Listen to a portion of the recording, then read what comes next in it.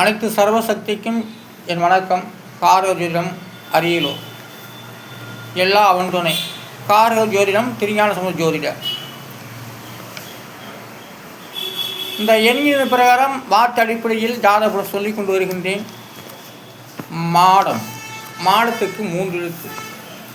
அந்த 3 எழுத்துக்குரிய எண்ணிலும் 8, 5, 7 இதெல்லாம் கூட்டாக 20. அது கிரகத்தால் கழிச்சிட்டாக மீதி 2. அப்போ மாடத்துக்கு விதியின் 2, 2ஆம் இடம்.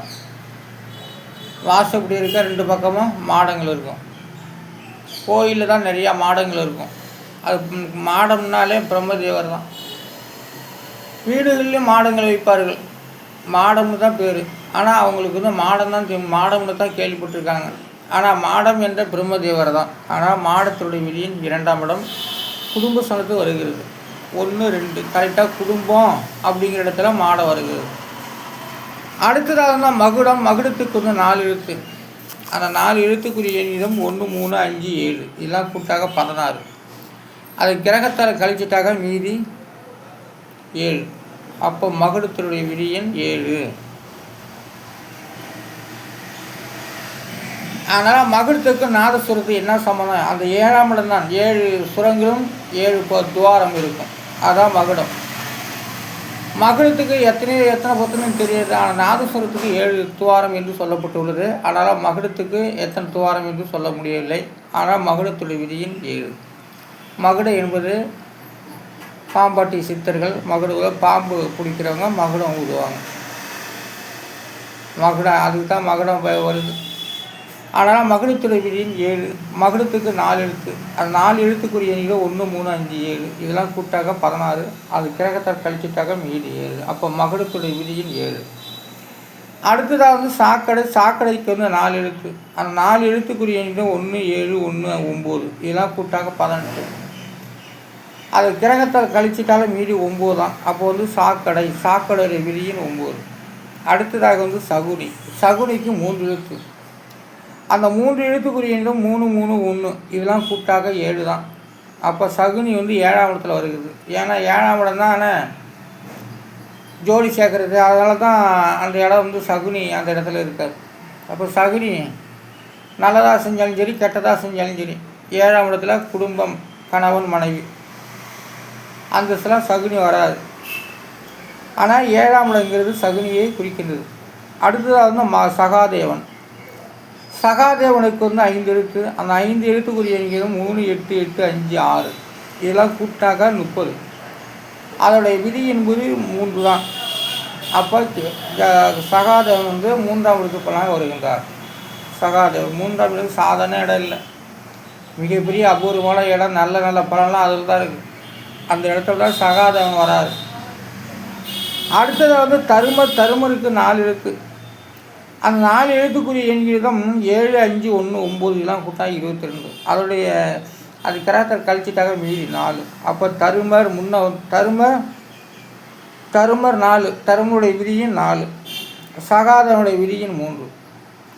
அடுத்ததாக வீமனுக்கு 3 எழுத்து. அந்த 3 எழுத்துக்குரிய எண்ணிடம் 4, 1, 6 இதெல்லாம் கூட்டினாக 11. அது கிரகத்தில் கழிச்சிட்டாக மீதி 2. அப்போ வீமனுக்கு 2ஆம் இடம். அடுத்ததாக அர்ஜுனனுக்கு 6 எழுத்து. அந்த 6 எழுத்துக்குரிய எண்ணிடம் 1, 9, 9, 5, 9, 6 இதெல்லாம் கூட்டாக 40. அது கிரகத்தால் கழிச்சிட்டாக மீதி 4. அப்போ அர்ஜுனனுக்கு விதியின் 4. 4ஆம் எழுத்து பலனாக வருகின்றார். வசனம் 4 எழுத்துக்கள் வசனத்துக்கு. அந்த வசனத்துக்கு 4 எழுத்துக்கு 5, 3, 9, 7 இதெல்லாம் கூட்டாக 24. அதனுடைய விதி என்பது 6. வசனம் 6ஆம் இடம். அந்த வசனம் 6ஆம் இடத்து பலனாக தான் வர முடியும். அடுத்தது திரை என்பது ஒரு வானம் தான் திரை. ஆனால் திரை அவங்க பார்க்குறாங்கனாக்கா துணி கட்டி தான் செய்கிறாங்க. இல்லை செவுத்துல ஓடி கொடுப்பாங்க. ஆனால் திரை என்பது 2 எழுத்து. அந்த 2 எழுத்துக்குரிய எண்களிடம் 8, 7 அதை கூட்டினாக்கா 15. அதோடைய விதி என்பது 6. அப்போ திரைக்கு விதியின் 6ஆம் இடம். அடுத்ததாக திரௌபதிக்கு 4 எழுத்து. அந்த 4 எழுத்துக்குரிய எண்கள் 8, 6, 5, 2 இதெல்லாம் கூட்டா 21. அது கிரகத்தால் கழிச்சிட்டாக்கா மீதி 3. அப்போ திரௌபதிக்கு வந்து விதியின் 3ஆம் இடம். 3ஆம் இடம் தான் திரௌபதி. அடுத்த நகுலன். நகுலனுக்கு 4 எழுத்து. அந்த 4 எழுத்துக்குரிய எண்கள் 8, 3, 4, 6 இதெல்லாம் கூட்டா 21. அதோடைய விதி என்பது 3. அப்போ நகுலனுக்கு வந்து 3ஆம் எழுத்து பண்ணாக வருகின்றது. 3ஆம் இடம் நகுலன். அதிர். அதிருக்கு 3 எழுத்து. அந்த 3 எழுத்துக்குரிய எண்ணிலும் 1, 8, 9 இதெல்லாம் கூட்டாக 18. அது கிரகத்தில் கழிச்சிட்டாக 9 தான் அதிர். ஆனால் அதிரோட விதிங்கிறது 9 தான். விதியின் 9. எதிர். அடுத்தது வந்து எதிரிக்கு வந்து 3 எழுத்து. 4, 8, 9 இதெல்லாம் கூட்டா 21. அதோடைய விதி என்பது 21. அது விதி என்பது 3. அதான் விதிங்கிறது 3. எதிருக்கு வந்து 3ஆம் இடம், அதிருக்கு வந்து 9ஆம் இடம்.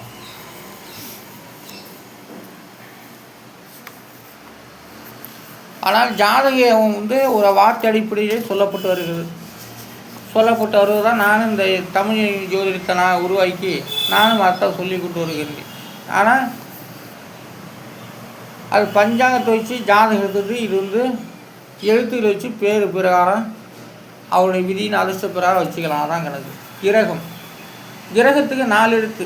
அந்த 4 எழுத்துக்கு உண்டான 2, 3, 1, 7 இதெல்லாம் கூட்டாக 13. அதோடைய விதி என்பது 4. கிரகம் 13 சொல்லப்பட்டு பஞ்சாயத்தில் இருக்குது. ஆனால் கிரகம் 13க்கு வந்து அது கிரகத்தை கழித்தா மீதி 4. அப்போ கிரகம் 13 அதோடைய விதி என்பது 4. நட்சத்திரம் 6 எழுத்து. அந்த 6 எழுத்துக்குரிய 8, 2, 3, 4, 3, 7 இதெல்லாம் கூட்டா 27. அதோடைய நட்சத்திரத்தை விதிங்கிறது 9. அப்போ நட்சத்திரம் 20 நட்சத்திரம். அந்த 20 நட்சத்திரமும் 9 கிரகத்தில் அடங்கியிருக்கு. ஒவ்வொரு கிரகத்துக்கும் 3 நட்சத்திரம். அதனால் ஒவ்வொரு கிரகத்துக்கு 3 நட்சத்திரம்னாக்கா 9 கிரகத்துக்கு 27 நட்சத்திரம். இதுதான் அந்த 27 நட்சத்திரமும். சில நட்சத்திரம் ஒரு ராசியிலே முடிக்கும், சில நட்சத்திரம் 2 ராசியில் முடியும்.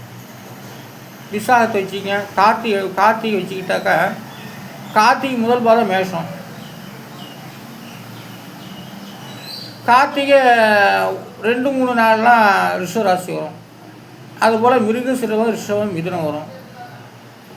அதுபோல் புனர்பூசம் மிதுன கடகம் வரும். அடுத்தது வந்து உத்திரம் கன்னி சிம்மம் கன்னி வரும். அடுத்தது விசாகம். அடுத்தது வந்து விசாகம் துலாம் விருச்சிகம் வரும். சித்திரை கன்னி துலா வரும். அடுத்ததாக வந்து தனுசு மகரம் வரும். மகரம் கும்பம் வரும். இப்படி வந்து ஒவ்வொரு நட்சத்திரத்துக்கும் சில நட்சத்திரம் 2 ராசி வரும். அதுபோல் வந்து நட்சத்திரம் 27. ஒரு கிரகத்துக்கு 3 நட்சத்திரம். அப்போ 9, 27 வருது இல்லையா? ஆனால் அந்த கிரகம் 13 நாள் விஞ்ஞான அடிப்படைக்கு அதுவும் இருக்குது. அதுக்கெல்லாம் கிரகம் இல்லை. அது உட்கார இடத்த பொறுத்தவரை தான் பாருங்க. அடுத்த அந்த உதயம். உதயத்துக்கு 4 எழுத்து. அந்த 4 எழுத்துக்குரிய எண்ணிக்கையில் 3, 7, 2, 7 இதெல்லாம் கூட்டாக 19. அதோடைய விதி என்பது 1. அப்போ உதயம் உதயத்துக்குரிய விதியின் 1. 1ஆம் இடம் தானே 1 தானே உதிக்குது. ஆனால் 1ஆம் இடம். ஆனால் ஜாதகம் என்பது ஒரு வாக்கு அடிப்படையிலே சொல்லப்பட்டுள்ளது. அதைத்தான் நானும் இந்த எண்ணிக்கை பிரகாரம் சொல்லி கொண்டு வருகின்றேன். எல்லோரும் எந்த நேரம் பார்த்தாலும் இதுக்கு சப்ஸ்கிரைப் கொடுங்க, லைக் கொடுங்க, கமெண்ட் பண்ணுங்கள். கார ஜோதிடம் திருஞான சம்பந்த ஜோதிட. நன்றி, வணக்கம். நாளை சந்திப்போம்.